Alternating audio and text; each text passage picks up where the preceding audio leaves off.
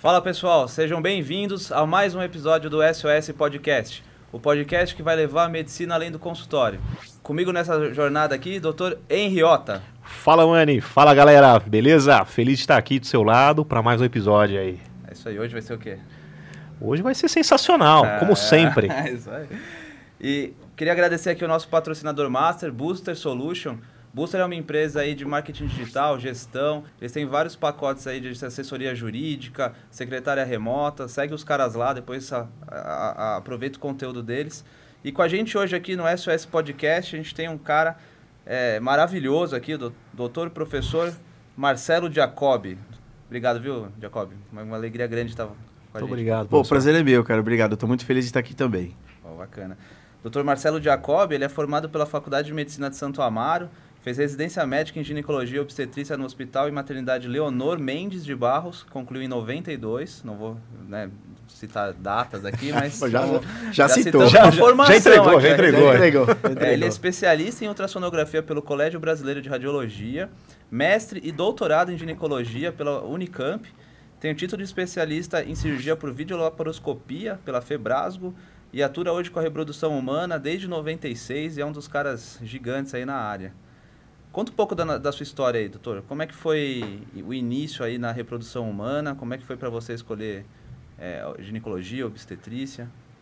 Bom, para mim é o seguinte, né, cara? Eu venho de uma família que não é uma família de médicos, que não tem a tradição de ter médicos, né? Então, porque pra gente é muito comum que pais médicos gerem filhos médicos e você tem uma tradição. E na minha turma de graduação, vários dos meus colegas eram filhos de médicos. Então, minha mãe era professora de piano, meu pai engenheiro, eu sou o filho do meio de 3 filhos. E eu acabei entrando muito novo na escola, né, bicho? Porque minha mãe falava que eu não ficava em escola nenhuma. Ela me punha, eu ficava chorando, ela me tirava, eu nunca fui para a escola. E quando meu irmão foi para o 3º ano do que chamava primário, ela falou, olha, quem sabe se você vai junto com o seu irmão. Ela me colocou totalmente desalfabetizado no 1º ano. Eu fui no 1º ano, ela falou, ele vai reprovar. E foi que eu fui aos trancos e barrancos, passei, isso me criou uma situação que eu era muito novo. Então, eu fui prestar vestibular, eu tinha 16 anos de idade, quase fazendo 17. Né? Então, eu acabei ganhando alguns anos nisso. E eu sempre fui decidido a fazer medicina, sempre quis, desde que eu era moleque, eu sempre falava, quero ser médico. Nem eu sei porquê, na verdade eu queria, mas eu tinha essa coisa dentro de mim. Prestei, passei, e quando entrei na faculdade, eu falei, eu quero fazer alguma coisa assim impactante, né? Você entra com aquela coisa, nossa, eu quero fazer esse transplante, eu quero fazer reimplante de braço, né? Uns negócios bem louco assim, né? E depois você entra, você vai entendendo um pouco mais a medicina, mas logo no começo eu sabia que eu queria fazer alguma coisa cirúrgica, eu queria fazer alguma coisa com cirurgia, e na época, hoje acho que não existe mais, né? Tinha uns programas de você dar plantão em maternidades, voluntário. Você chegava no 4º ano da faculdade, você prestava uma provinha e você podia ser aprovado em algumas maternidades para ser tipo um acadêmico, um auxiliar de plantão. Eu falei, sabe de uma coisa? Parto cesárea, dá uns pontinhos lá, eu vou fazer esse negócio. Prestei, eu não tinha a menor ideia que eu ia gostar de ginecologia e obstetrícia, não tinha isso na minha cabeça e não tinha nem tido ginecologia e obstetrícia na faculdade. Mas fiz o concurso lá, prestei na prova e fui fazer plantão. E aí que eu me descobri fazendo ginecologia e obstetrícia, que era uma área que eu gostava e me apaixonei durante esse trabalho, né? Tem até uma história gozada que, por exemplo, eu cheguei para dar o primeiro plantão, o plantão começa às 7 da manhã. Então, eu cheguei lá 15 para 7, todo arrumadinho, vestidinho de branco, né? Cheguei lá, tava nascendo um parto normal. Aí eu cheguei e falei, nossa, entra aqui, calor, entra aqui pra ver. Entrei lá pra ver, tava nascendo um bebê. Falei, cara, nunca tinha visto nascer uma criança na minha vida, nascendo de parto normal ali, o caramba, olhando. Aí o residente bate nas minhas costas, o próximo é teu, calouro. Nossa. Eu falei, isso não vai rolar. Isso no 4º ano? No 4º ano. Não deu 5 minutos, entrou outro expulsivo, assim, pra nascer. Ele falou, vai lá se escovar. Eu fui lá, fiquei me escovando bem lentinho. Eu falei, cara, eu fiquei bem quietinho. Deixa nascer. O cara me pegou pelo cabelo assim, ó, vem sem escovar mesmo. O cara me fez sentar, me fez fazer um parto. Eu nunca tinha visto 1 a 3 minutos atrás, né? Cara, eu tremia, assim, que depois que acabou o negócio, o coração saindo pela boca, mas, tipo, foi uma coisa muito... emocionante isso. E a vida é emocionante, né? Você tá presente no nascimento é emocionante. Isso fez eu me apaixonar, e foi assim que eu acabei indo pela ginecologia e obstetrícia. Não foi basicamente uma escolha pregressa, mas foi o convívio diário nisso. E era uma maternidade, posso até falar o nome, chamava popularmente de Casa da Mãe Solteira. Então a gente atendia gente de todas as origens. Tipo, você estava num plantão de madrugada, eu vi uma sirene e falei assim, a polícia, está chegando alguém. Então, pegavam gente que morava, sei lá, em condição subhumana, embaixo da ponte, na favela, estava dando a luz, alguém chegava e a gente atendia lá, não precisava ter SUS, não precisava ter nada, o hospital vivia de doação. Era um hospital muito simples, muito humilde. Você chegava de manhã, você não sabia nem que antibiótico tinha, nem que analgésico tinha que perguntar na farmácia, o que tem no estoque hoje para prescrever. Era assim que a gente fazia. Mas o fundamento todo eu aprendi ali. Foi ali que eu me apaixonei, a maioria das pessoas largava. E eu fiz o 4º, 5º, 6º ano, e aí que eu comecei na ginecologia, assim. Puxada do residente lá. Cara, eu vou te falar que ele me puxou pra dentro, literalmente. Foi o gatilho, foi o gatilho. Foi mesmo, foi por aí. Que encorajou, na verdade, né? É, isso aí. E como é que foi? Porque a gente viu aqui, a sua residência foi no Leonor Mendes Barros. Eu cheguei a fazer estágio também lá na época da faculdade. E lá é um hospital, a parte obstetrícia pesada ali, né? O volume muito grande, né? Como é que foi essa experiência lá, professor? Então, lá, bom, quem tinha um diretor lá que era o Domingos Delácio. Domingos Delácio foi um ícone, né? Ele e o Bussam Maranemi, na época, eram assim, as pessoas, os pilares principais da ginecologia e obstetrícia no Brasil. E o Delácio era diretor de lá. Então, o Leonor Mendes de Barros, apesar de não ser um hospital ligado diretamente a uma universidade, era uma grande escola formadora de obstetras, né? Porque a obstetrícia, naquele momento, não tinha toda essa tecnologia que a gente tem hoje. Era uma coisa muito exercida artesanalmente, e as pessoas ensinavam os procedimentos, aqueles partos difíceis, aqueles partos a fórceps, que você, tipo, era uma coisa muito tensa e muito técnica, você aprendia ali com a pessoa do seu lado que tinha uma vasta experiência nisso.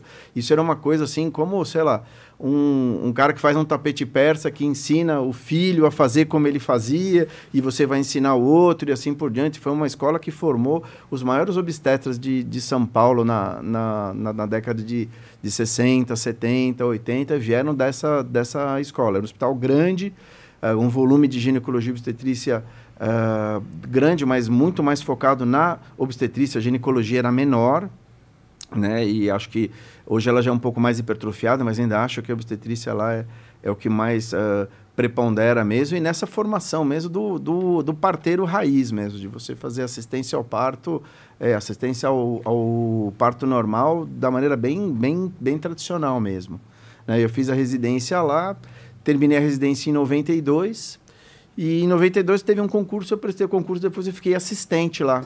Então, aí eu fiquei lá, trabalhei até 2009, e nesse meio tempo fui me especializando em outras áreas. Aprendi a fazer ultrassonografia, que era uma coisa que estava também dando um boom. Começou na década de 80, e a ultrassonografia, com a tecnologia de começar a informática, tal, os equipamentos foram melhorando, estava dando uma boa crescida nessa época, e eu fui para essa área também. A gente tem aqui no SOS o foco de tentar levar um pouco de informação para o médico que está saindo da faculdade, que iniciando a residência, ou até buscando mais a subespecialidade. Uma das suas grandes áreas é a fertilização, né? Seja FIV, seja inseminação, alguma coisa assim. Como é que o médico que é recém-formado, que está terminando a ginecologia obstetrícia, como é que para ele formar e se especializar como um especialista e chegar num ponto de fazer a fertilização, de dar bom resultado, de fazer essa formação mais completa? Então, hoje a minha área de atuação mesmo é a infertilidade mesmo, é reprodução humana. Então, para quem está começando, assim, reprodução humana não é a especialidade maior, é uma especialidade dentro de uma outra especialidade, que hoje é um mundo bastante grande também, mas ela faz parte de uma outra especialidade. Você pode começar por dois campos, mas tem que ter uma formação básica antes, ou na urologia ou na ginecologia obstetrícia. Tem muito urologista, porque assim, a reprodução ela atende o casal, né? Então, às vezes você tem problemas com o homem, tem problemas com a mulher, então você tem urologistas que vêm da formação de base da urologia e os ginecologistas que vêm da ginecologia. Então, para quem está querendo ir para a área da reprodução, a primeira coisa que eu falo, se qualifique bem. faça uma boa residência médica, tenha uma boa formação na especialidade que você escolher. Quer seja ela urologia, quer seja ela ginecologia, mas você tem que ter uma boa formação básica nisso. E daria uma dica para você se formar em... ter uma formação em expertise em procedimentos que vão estar afeitos à reprodução. Quer seja a cirurgia endoscópica, que é a esteroscopia, a videolaparoscopia e a ultrassonografia também. Quer dizer, na minha época, bicho, a gente não tinha formação, a gente não tinha nada. A gente aprendia na raça mesmo. Você começou, foi então, na reprodução humana? Então, quando eu comecei na reprodução, assim, o primeiro bebê de proveta nasceu em 78, né? Aqui no Brasil, a Ana Paula Caldeira, que é o primeiro bebê de proveta do Brasil, em 82, né? Então, as pessoas iam fazendo e não tinha formação. Uma pessoa aprendia, você ia trabalhar numa clínica e as pessoas estavam aprendendo a fazer. E a reprodução foi uma especialidade nova, que se construiu ao longo dos anos, né? 1978 é uma coisa muito recente. Para você ter ideia, num congresso em 2018, eu conheci o primeiro bebê de proveta ao vivo, a Louise Brown. Ela estava fazendo 40 anos, ela levou um livro... Ela autografou um livro dela lá e comemorou com os congressistas no Congresso Americano de Reprodução. Contou a experiência dela, de como ela viaja o mundo, ajudando as pessoas e contando a experiência dela de como ela foi. Mas hoje, por exemplo, tem programas estruturados de residência médica focados na reprodução. Mas, tipo, você não termina a faculdade e vai fazer reprodução. Né? Você vai fazer urologia, você vai fazer ginecologia, você faz pelo menos os R's básicos aí nessa área e vai fazer seu R+, assim. Então, hoje já tem um programa de treinamento estruturado. E isso não é uma realidade do Brasil, tá? É no mundo todo. Eu vim agora recente, semana passada, eu estava num congresso fora que a gente estava conversando, né, em Los Angeles. Eu até conversei com um amigo meu. Eu notei que o congresso agora é muito voltado para a formação básica. Você tem ali aquelas sessões que você discute a polêmica, que você discute o que está meio em dificuldade e tal, mas eles dão muitos conceitos básicos. Então, tem essa preocupação de não deixar as pessoas aprenderem soltas. Então, hoje, eu diria para a pessoa procurar uma formação básica na especialidade mesmo e depois procurar algum serviço que tenha a formação em reprodução lá para ele poder fazer já essa formação de uma maneira mais acadêmica, tudo, antes dele poder sair na prática aí, trabalhando e atendendo em alguma clínica privada dele. Então. Ah, legal. E assim, professor, você tem 2 filhos. Uma filha já médica, né, no R2 da Santa Casa de Ginecologia e Obstetrícia, e um filho estudante de medicina. Isso mesmo. Como é que você orienta eles nesses passos aí? Então, para mim foi uma grande surpresa. Eu nunca imaginei que eles fossem fazer medicina, sabe? Eu achei que eles iam... Minha filha tinha muito essa veia de gostar de obras, de decoração. Então, a gente estava no bairro, assim, tinha, por exemplo, um apartamento decorado. Ela, pai, vamos lá ver o decorado. Eu passeio. A gente ia lá. Me leva naquela construção. Então, antes, diferente, hein? Antes tinha muito esse negócio de você entregar panfletinho, né? Então, ela pegava um panfletinho no farol. Nossa, nós temos que ir, né? Nós temos que ir lá, tal. Então, eu achei que ela fosse para decoração, para arquitetura, alguma coisa assim. E o meu filho sempre gostou de trator, caminhão, guindaste.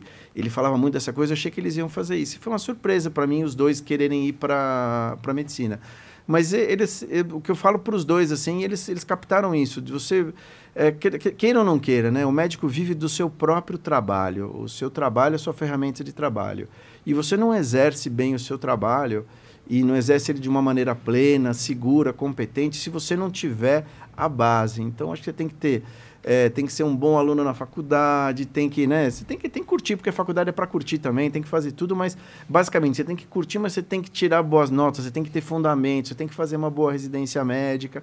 E aí, depois disso, procurar a área que te interessar, qualquer que seja ela, sabe? Então, para eles, eu sempre tive muito essa conversa com eles. Faça o que te faz feliz, né? Faça o que você gosta, faz o que te faz feliz, mas tem que estar preparado para isso, né? É por aí. E você deu uma puxadinha nela para ginecologia? Cara, nada, foi uma escolha dela. Só um pouquinho. Eu vou conversar. Daqui a pouco o Arthur tá fazendo também. Daqui a pouco ela tá na reprodução, mano. Já tá, ela fez o parto da minha filha, cara.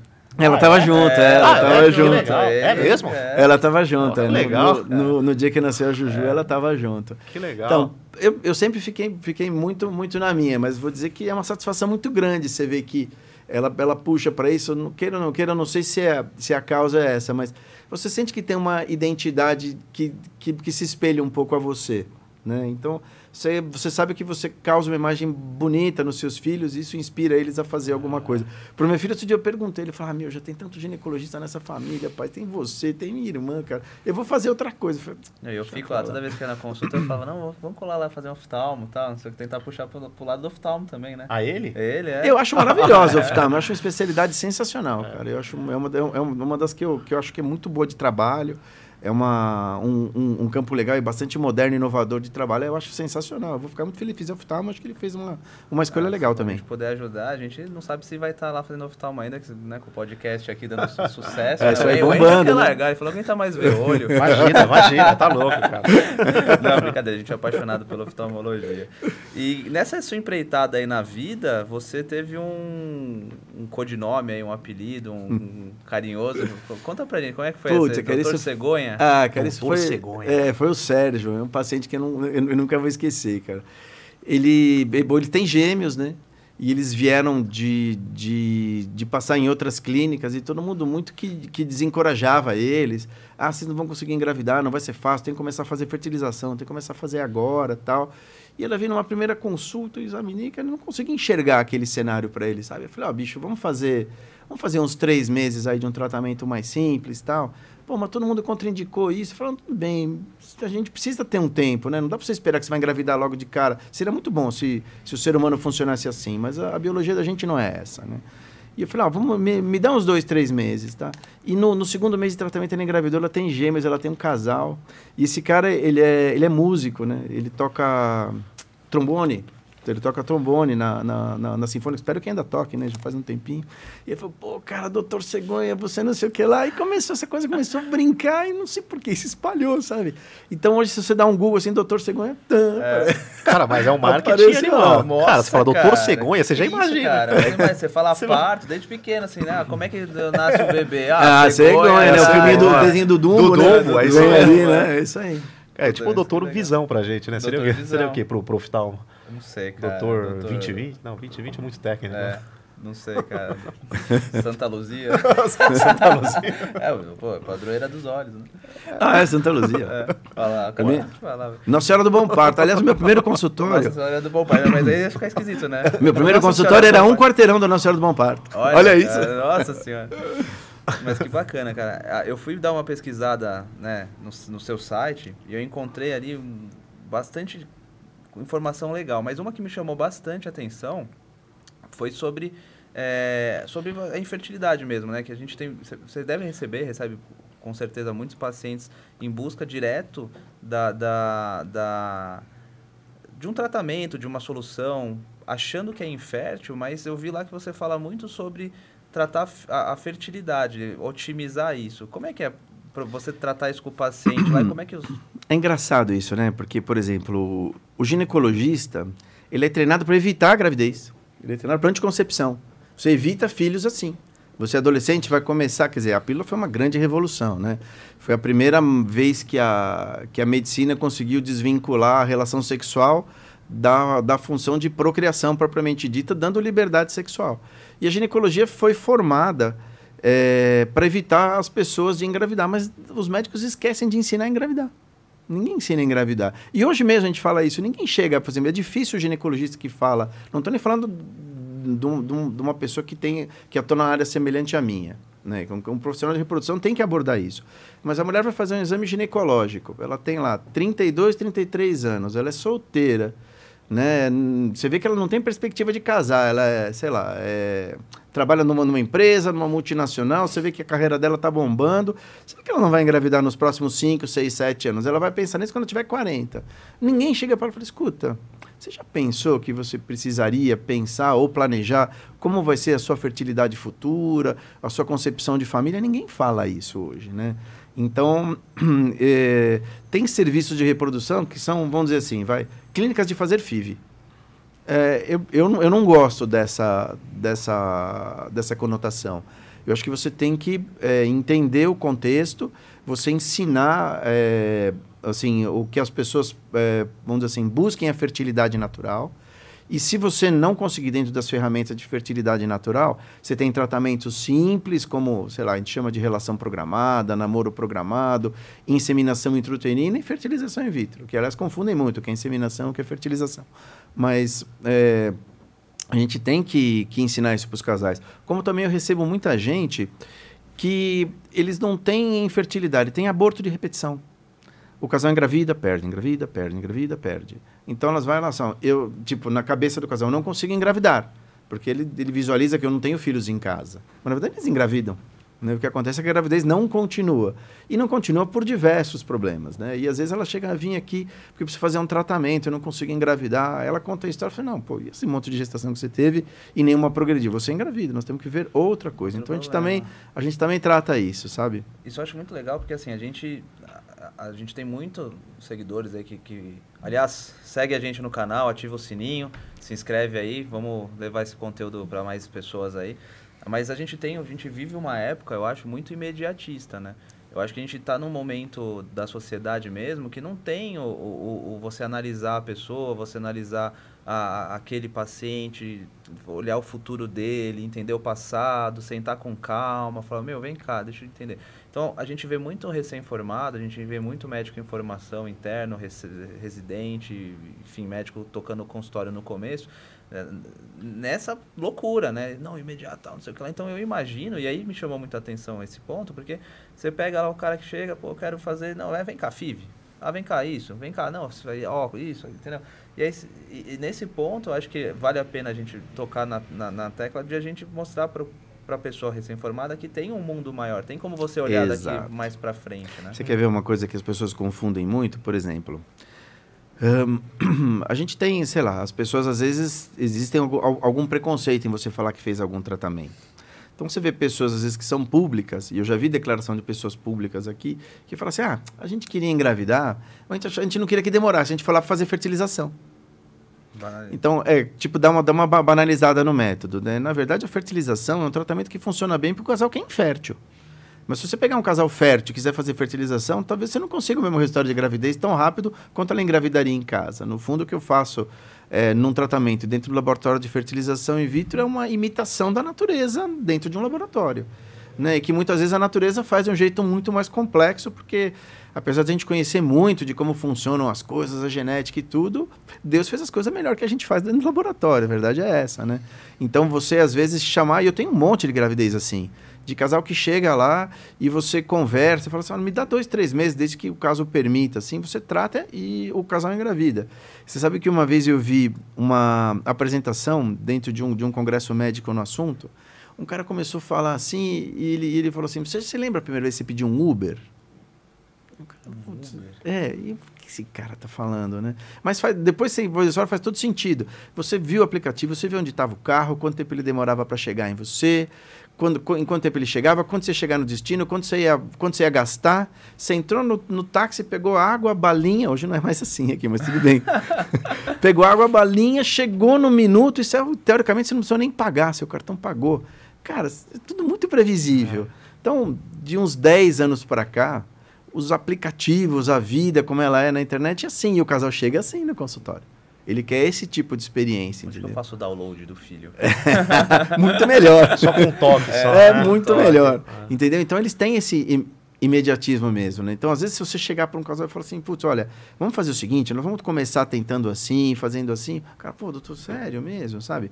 Então, às vezes, a gente é obrigado a abrir mão um pouco disso, mas desde que você consiga conversar, tem muita ferramenta de fertilidade natural que você pode explorar, e eu acho que é por aí. Então, fazer reprodução não é só fazer fertilização, né? É cuidar da saúde, é você cuidar, às vezes chegar pro marido, cara, você tem que perder uns pezinhos, você tem que perder peso, tem que parar de fumar, você tem que beber menos, sabe? Para elas você tem que fazer isso, tem que fazer exercício físico, tem que dormir, tem que combater o estresse, você tem que fazer outras coisas que te ajudam nisso, né? E nisso eu tenho uma história engraçada, porque eu tive um paciente uma vez que falou, doutor, isso aqui é muito simples, eu vou fazer uma doação para a sua clínica. Eu tenho um Monza verde, que eu engravidei todas as minhas namoradas nesse momento. Então eu vou deixar o Monza aqui na sexta, você dá pro casal na sexta, segunda-feira ele devolve, ela vai estar grávida. Eu tô esperando o Monza, fiquei esperando o glamour do carro chegando. Pô, a placa preta. Já dava pra colocar no Pago IPVA. Funcionando. O Henry tem 3 carros assim. Eu tenho 3 filhos. Cara, o segredo meu acho que é comer tofu, cara. Comer tofu, cara, é verdade. Não, você me passou essa receita aí, cara, deu certo. E assim, a gente falou bastante sobre fertilidade e você tocou num ponto sobre infertilidade, que eu acho que também é legal de a gente abordar, que tem muita coisa que a gente, do nosso dia a dia hoje, o que você mais vê do momento que a gente vive e comparar antigamente, quando você começou, por exemplo? Então, você vê assim, o que a gente nota hoje, o comportamento da sociedade mudou e vem mudando, né? As pessoas casam tarde. Então, você pega uma mulher hoje de 35, um cara de 38, os caras estão ficando. Difícil ter um relacionamento, vamos dizer assim, mais estável, ou então ela está com um parceiro que ela não sente segurança no cara. A gente tem um monte de amigo assim, com uns 43 isso que aí, estão, né? Na balada. Não, professor, mas me corrige. O que eu lembro, o pico da idade fértil da mulher é com uns 24 anos, não é? É isso aí. O ideal, quer dizer, é completamente fora do que a gente vê acontecer hoje. Dos 18 a 25 anos seria a melhor idade, né? Para você ter o primeiro filho e ter todos os filhos até os 35. Imagina. Quem faz isso hoje? Não, Muito ninguém. Difícil, né? Então, é lógico que sim, a carreira é importante, tudo isso é importante, mas a natureza é diferente entre o homem e a mulher. Por exemplo, você pegar um homem, o espermatozoide mais antigo que ele tem nele, ele tem 90 dias. A mulher é diferente, ela já nasceu com todos os óvulos, esses óvulos estão com ela desde que ela era... ela estava dentro do útero da mãe dela, e esses óvulos ficaram presos numa fase intermediária do amadurecimento. E esse óvulo só vai amadurecer para estar competente para a reprodução em torno de 36 horas antes da ovulação. De 24 a 36 horas, entendeu? Então ele ficou preso todo esse tempo e aí ele reassume o processo da formação do óvulo para ele estar competente para o espermatozoide fertilizar tal, e virar um embrião. Só que quando a mulher tem 18 anos é uma coisa, aos 25 é outra, aos 30, aos 32, aos 35, aos 38, a maneira como ele completa esse amadurecimento vai ficando imperfeita. Então, quem tem, sei lá, um adolescente em casa, uma menina adolescente em casa, você fala assim, se ela tiver uma relação sem proteção, é capaz de voltar grávida.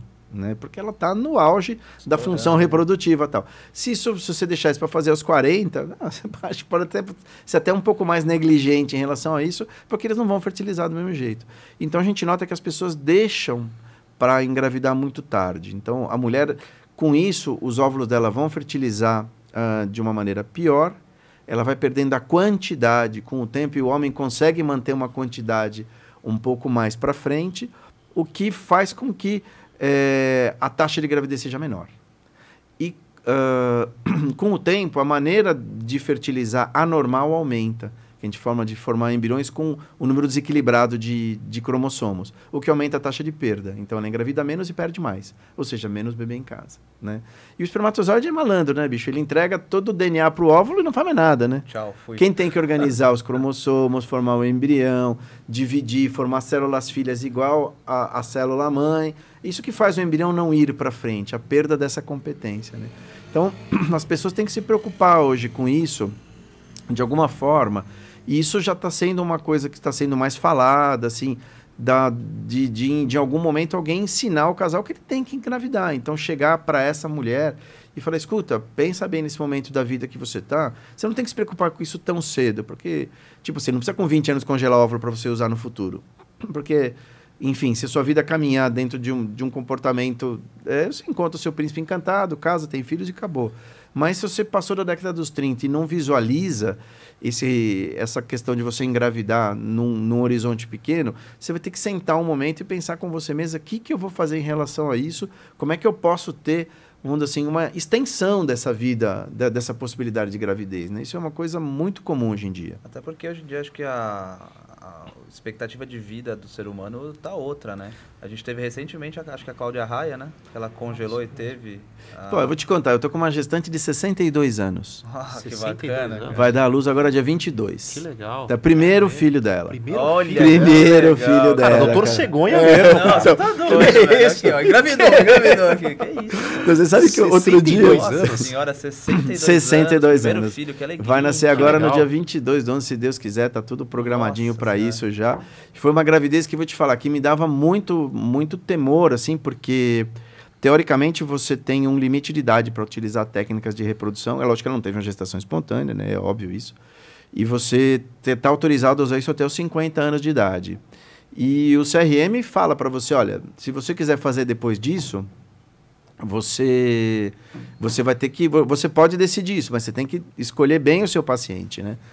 Então eu olhava e falei, meu Deus do céu, 60 anos, essa mulher quer fazer tratamento. Então fiz um monte de exames dela, mandei ela passar em tudo quanto é outros colegas, vascular, pneumo, cardio, fazer uma boa avaliação dela para ter certeza que a gravidez não ia impor um estresse para ela que, enfim, ia ser uma catástrofe na vida dela. E ela engravidou no primeiro tratamento, não precisou fazer outras tentativas. Na primeira transferência de embrião, ela já engravidou, ela vai ter uma menina agora. Nossa, A gravidez Nossa, dela tá show, redondíssima, que assim, legal. tá super tranquila, mas esse comportamento de deixar para frente não é para deixar para essa idade, claro que não, né? A medicina consegue proporcionar isso e, enfim, se fosse possível a pessoa rever isso nesse momento e pensar, eu quero guardar alguma coisa para o futuro, para eu poder ter essa possibilidade. Isso é uma coisa que tem que ser pensado mesmo. Imagina a realização dessa mulher. Nossa. Imagina, a felicidade, Nossa, né? imagina pra você também, cara. É uma Que realização bacana, pessoal, claro que sim. profissional, né? E você sabe que é um exemplo para outros pacientes da clínica, sabe? Porque, por exemplo, por mais que a pessoa seja conservada, tudo, você tem 60 com um corpinho de 59, todo mundo é assim, né? Então, quando ela sai da consulta, ela está na sala de espera, os pacientes falam assim, tô tranquilo. Trintão, Várias vezes eu já vi 36. isso. É um incentivo. Pô, doutor, fiquei tranquilo agora, tô vendo essa paciente tem muito mais idade que eu, tá grávida, não tem problema, vamos com calma aqui que vai dar certo. Nossa, mas, cara, é muito legal, né? A gente, eu, particularmente na minha área, a gente tem alguma gratificação do paciente enxergar melhor. De você Isso dar deve um ser resultado, sensacional, né, Isso cara? é muito É, legal. eu tive paciente que não enxergava dos dois olhos, o sonho era ler para netinho, tá, e conseguiu ler. Nossa, E isso aí não tem preço. E aí eu uso, assim, alguns exemplos de pacientes muito, muito idosos, 90, 95 anos, que colocam lente multifocal dentro do olho, porque ele quer ler para perto. Então, eu acho que, assim, a vida tá caminhando para mais pessoas passarem dos 100 anos tranquilo, né? Eu acho que a sua especialidade, não sei se você sente isso, mas vai caminhar, ou já está caminhando para esses pais com 50, 55. Você vê uma coisa, né? A gente, dentro da medicina, a gente tem uma coisa, a medicina é uma área de atuação que tem muito valor, né? Você vê que, por exemplo, você pega empresas gigantescas, investem em projetos de caridade, porque às vezes eles vendem matéria, mas não vendem valor. Né? Então, investem em melhorar uma comunidade, constroem uma escola, um hospital, porque eles querem dar algum significado para aquilo. Mas você pegar, por exemplo, uma pessoa de 90 anos que devia estar excluída da sociedade, tipo, saia no restaurante e não lê o cardápio, não lê o jornal, ouve a televisão, mas não assiste e tal. Você devolver isso, pô, isso não tem preço, isso é uma coisa que tem valor demais. Professor, só entrando então no assunto de bioética, já que a gente estava falando em relação ao CRM também, o que a bioética fala em relação à produção humana? O que ela te ingessa? O que ela te... Então, você sabe que a gente tem uma situação, né? Apesar de a gente a reprodução ter 40 anos, né? 44 anos, é uma especialidade em termos de medicina muito nova, né? E é uma especialidade que mudou muitos valores. Você conceber um ser humano fora do corpo humano, devolver para ele, nascer uma criança saudável, você poder fazer tratamento com gametas doados, óvulo e sêmen doado, você ter embriões que foram congelados, depois são descongelados, transferidos e nascerem uma outra criança, você ter a possibilidade de fazer uma reprodução pós-mortem, por exemplo, de você ter um sêmen congelado Nossa, de alguém e você ser. fazer uma fertilização, você fazer um útero de substituição para quem tem ausência congênita do útero, entre outras indicações, por exemplo, né? São coisas que levantam muitos dilemas em que a sociedade não estava preparada para isso. Então, o que a gente vê é que, assim, de estatística geral, mais ou menos uns 60% dos países tem alguma regulamentação legal, leis em relação a isso. Uns 30%, 35% não tem leis. Você tem normas técnicas, né, a respeito disso, mas você não está infringindo nenhuma lei. O Brasil está nessa categoria, desses 35%. E o que sobra aí, que vai dar uns 5% a 10%, é Velho Oeste, né? Não tem nada. Não tem regulamentação, faz o que quiser, do jeito que quiser. Então, se você for procurar em série, sei lá, você pegar o Netflix, aí tem vários filmes que falam sobre... vários absurdos que foram cometidos por justamente não ter, dentro daquele contexto do momento que aquele acidente ali aconteceu, aquela completa distorção do que é o exercício aconteceu, não tinha regulamentação. No Brasil, a gente só tem a lei da biossegurança, que ela é realmente uma lei, e é uma lei de 2005. É uma lei antiga, mas ela meio que normatiza o que pode e o que não pode ser feito com embriões e células-tronco, esse tipo de coisa. E tem projetos de lei que estão caminhando, e você tem as normas técnicas do Conselho Federal de Medicina, e o Conselho tem dado um excelente respaldo para a gente, porque a cada 2 anos a gente tem atualizações e readequações dessas normas, do que deve e o que não deve ser feito, as situações de exceção. Então, você pode caminhar, e hoje a gente tem, assim, a pluralidade familiar é uma coisa, né, presente. Você tem a união homoafetiva, que você permite que casais que não poderiam naturalmente ter uma reprodução, que consigam que seja feito isso de uma forma dentro do conceito que aquela pessoa individualmente vê, e não do jeito que a sociedade o vê, né? Você tem esses outros exemplos que eu dei de reprodução póstuma. Então, você tem algumas regulamentações em relação a isso, para que você ande dentro de certos limites, que se você tenha que desrespeitar algum limite por causa de alguma particularidade individual daquela pessoa ou daquele casal, você tenha como justificar isso. E se você não tem segurança de fazer, existe uma câmara técnica do CRM, onde você manda os casos para eles para apreciação. Olha, eu tenho dúvida, eu tenho essa situação na prática, eu gostaria de fazer isso. Por exemplo, eu estou agora, assim, só para citar um exemplo. Eu tenho um paciente que não tem útero, tem os ovários, ela perdeu o útero porque tinha inúmeros miomas e tal, e ela quer ser mãe porque ela não tem filhos, o marido é mais novo que ela, também não tem filhos, e a norma técnica prevê que você possa fazer um útero de substituição, porque no Brasil não existe barriga de aluguel, a não ser a novela, né? Barriga de aluguel, em termos de pagar, isso é completamente criminoso no Brasil, não pode. Que é útero de substituição? É você fazer uma barriga de aluguel sem pagar. Você colocar o embrião daquela paciente colocar, em mas outra pode pessoa, não pode cobrar. Então, a novela chamava barriga de aluguel, que é um útero de substituição. Você formar um embrião com o óvulo dela, o espermatozoide do marido, colocar em outra pessoa para gestar e depois entregar essa criança de volta para o casal. Isso é perfeitamente legal no Brasil, só que você tem algumas normas para isso, e uma delas que a pessoa que vai ceder ao útero tenha um parentesco com um dos dois em até 4º grau, pode ser até primos, e tenha pelo menos um filho vivo. Eles não têm ninguém nessa situação, você entendeu? Então, ela teria que fazer isso com uma terceira pessoa. Então, você tem que documentar isso, que não vai haver pagamento, você tem que fazer toda uma avaliação psicológica, porque essa outra pessoa também tem um marido, ela vai ficar grávida, e, sabe, é uma coisa bastante complicada de você fazer isso e tal. Então, você tem todo um respaldo do CRM, de toda uma avaliação de você documentar isso, para que não exista nenhum problema, que seja tudo muito combinado e seguro entre as partes, sabe? Seja uma coisa muito clara e transparente, né?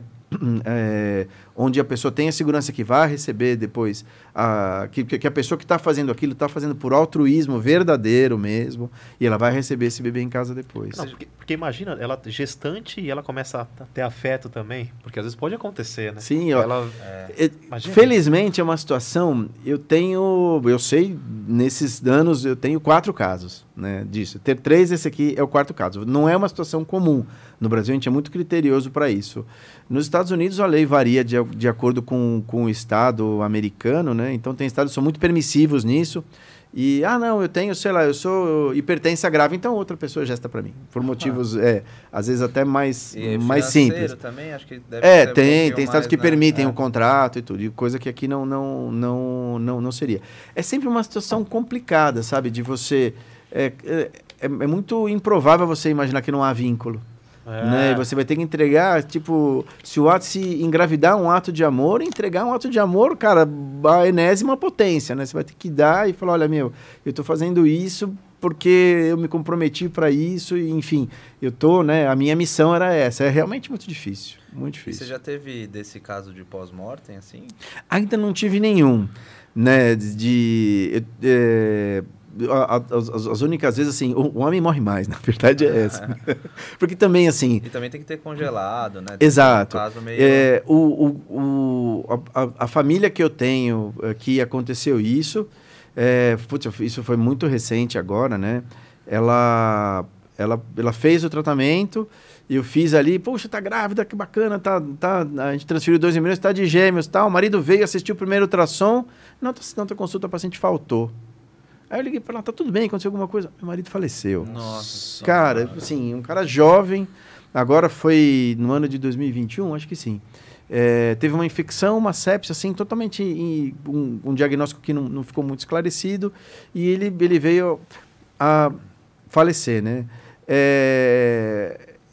Foi o único caso que eu tive que realmente poderia ter um desejo de concepção futuro. E ela até me procurou, eu estou tão preocupada porque eu não sei como eu vou registrar as crianças, tal. Eu falei, não, fica tranquila. A gente tem eles nem percebem isso, né? A gente tem uma amostra biológica do paciente. Quando você vai fazer fertilização, a gente colhe um sanguinho ali do paciente, tô fazendo uma reserva biológica. Tá bom, o que é isso? Sei lá, porra, tá guardando aí, guarda o sangue. Mas o que eu tenho disso? Eu falei, eu tenho o sangue do seu marido guardado para você provar se existia algum questionamento da família do lado dele, que biologicamente ele é seu. Tem todo o documento na clínica que ele concebeu a ideia de ter um filho com você. O projeto era comum e desde aquele momento anterior.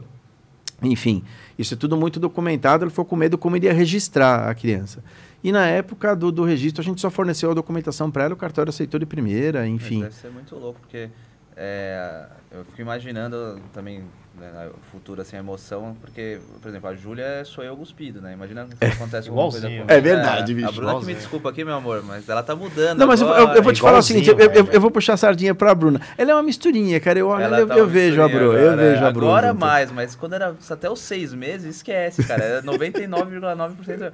Imagina, cara, isso acontece depois, nasce o filho, a cara do pai, de alguma coisa assim. Mas tem umas coisas engraçadas em reprodução, né? Por exemplo, a criança nascida que ficou mais tempo congelada, ficou 24 anos congelada. 24 anos de congelamento. Ela foi um embrião doado, isso nasceu, não é no Brasil, é fora do Brasil, é no Canadá, se não me engano. E a mãe que recebeu o embrião, recebeu aos 25 anos de idade. Tipo, se elas tivessem nascido juntas, ela podia ser amiga dela, né? Um negócio assim, maluco, né? Você pensar isso. Você guardar um ser humano 24 anos, você coloca, ele nasce depois, sabe? Eu tenho vários casais em que eles têm filhos em que a aspiração dos ovos da fertilização foi no mesmo momento. Mas um tem 4 anos, o outro tem, sei lá, 1 ano, eles têm essa diferença, mas na verdade veio tudo do mesmo ciclo lá atrás. Isso é muito louco de você pensar. Então, para isso a sociedade não estava preparada, né? A igreja não estava preparada. Você imagina o seguinte, você colocar numa sala um padre católico, um rabino, um ateu, um advogado, um engenheiro, um protestante, e fala assim, olha, precisamos ter um consenso do que é vida, do que é embrião, fica lá do que inteiro, pode... 100 anos os caras não vão chegar no consenso. É isso aí. Então, esse é um outro problema, né? A igreja, por muito tempo, condenou.